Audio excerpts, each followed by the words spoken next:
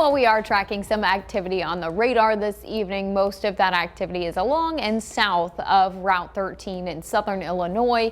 You can see some of the lightning strikes and pockets of heavy rain. Again, through the northern portions of the area, it's a little bit quieter, but we do have quite a bit of activity right along 13. So from about Shawneetown all the way through Harrisburg and then all the way into Creel Springs, where you've got those reds showing up. That's some heavy rainfall. You can see those lightning strikes as well. Some of that activity does extend further south into Johnson County, so just to the north of Vienna. At this point, we are not tracking any severe weather. We could see an isolated strong storm, but for the most part, talking heavy rain and lightning as those main threats. You've got another pocket of heavy rain near Cape Girardeau, and then some more activity back into parts of Wayne County, back into southeastern Missouri as well.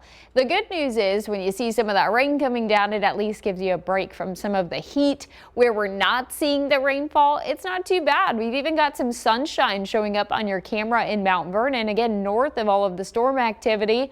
Temperatures right now in the low 80s at about 83. Dew points though into the 70s, so it is definitely summer-like and muggy if you're stepping out. The rest of us are quite a bit warmer. A lot of us running in the upper 80s. Harrisburg at 89, along with Cape Girardeau and Sykeston. Dixon Springs a little bit cooler, where we've seen some more of that rainfall at about 77.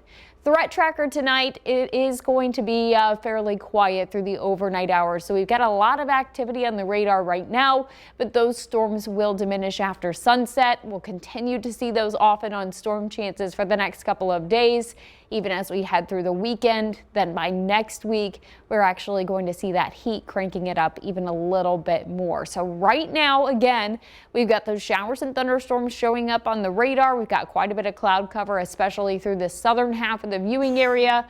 But looking at that future cast, if we play this out after sunset, all of that activity starts to diminish as it loses some of that instability, and then we're quiet overnight. By the time we get to tomorrow morning, we could see an isolated shower, but I think that chance is pretty small. We'll see the better chances as we get into the afternoon and evening hours. So very similar to what we've seen for the past couple of days. We see those storms popping up in the afternoon and evening, and then they start to diminish again after sunset as we head into your Friday evening.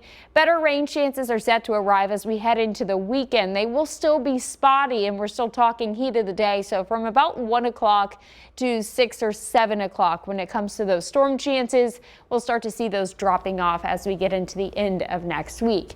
You can track that activity with that Storm Track 3 app right there on your phone. Temperature wise, we are going to stay mild for the next couple of days, and we see that heat come back as we head into next week with temperatures back into the low 90s.